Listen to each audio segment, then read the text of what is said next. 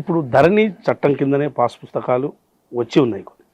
వాటిలో కొంత విస్తీర్ణం తక్కువ పడడం కానీ, సర్వే నెంబర్లు తప్పుపడడం కానీ, అదేవిధంగా ప్రభుత్వ భూమిగా కూడా పడ్డ దాఖలాలు ఉన్నాయి. వీటి అన్నిటికీ ఈ సమస్య పరిష్కారాలకు అన్ని చూపిస్తుందా అసలు ఈ చట్టం? ఇప్పుడు మీరు తెచ్చిన ప్రభుత్వం తెచ్చిన చట్టం మీరు అడిగేది చాలా చాలా కీలకమైన ప్రశ్న. ఎందుకంటే ఈ రోజున తెలంగాణ రైతాంగం ధరణికి సంబంధించిన కీలకమైన సమస్య ఇదే. నా పేరు ఎక్కింది, పాత బుక్ ఉంది, కొత్త బుక్ వచ్చింది. కానీ మీరు అన్నట్టుగా ఓ సర్వే నెంబర్ 4 నెంబర్ల భూమి ఉంటే ఒక నెంబర్ మిస్ అయింది. నాకు 4 ఎకరాలు ఉంటే 3 ఎకరాలే పడింది, 1 ఎకరం మాయమైపోయింది.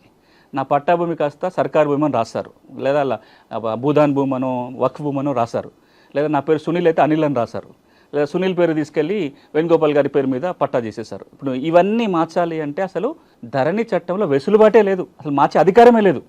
భూభారతి చట్టం ఏమంటుందంటే సెక్షన్ 4 సబ్సెక్షన్ 5, సెక్షన్ 4 సబ్సెక్షన్ 6 ప్రకారం ఎవరికైనా ఈ విధంగా తప్పొప్పులు ఉన్నట్లయితే దరఖాస్తు పెట్టుకోవాలి. ఆన్లైన్లో దరఖాస్తు పెట్టుకోవచ్చు, లేదా రెవెన్యూ సదస్సులు జరిగినప్పుడు మాన్యువల్గా దరఖాస్తు పెట్టుకుంటే మీ భూమి విలువ 5 లక్షల వరకు ఉంటే ఆర్డీఓ, 5 లక్షలు దాటితే జిల్లా కలెక్టరు ఎంక్వైరీ చేసి ఇది వాస్తవం తేలితే ఒక ఉత్తర్వులు ఇచ్చి రికార్డులో మారుస్తారు.